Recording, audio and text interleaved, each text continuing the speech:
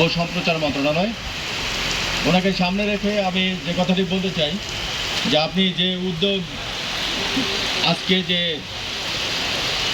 আজকে যে আধুনিক তথ্য কমপ্লেক্স নির্মাণের যে কাজ শুরু করলেন আপনি এখানে, এটা মানুষ পেতে পারে, সেই জিনিসগুলো সাংবাদিক কমিউনিটি যারা আছেন, মিডিয়ার সাংবাদিক যারা আছেন চেষ্টা করবেন।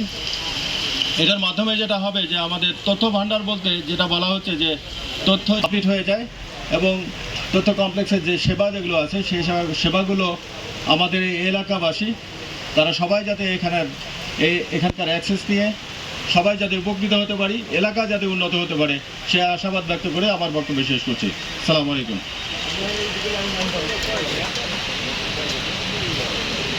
সম্মানিত বিশেষ অতিথি জনাব মোহাম্মদ শাহ আলম, অতিরিক্ত সচিব উন্নয়ন তথ্য সম্প্রচার মন্ত্রণালয় মহোদয়, আপনাকে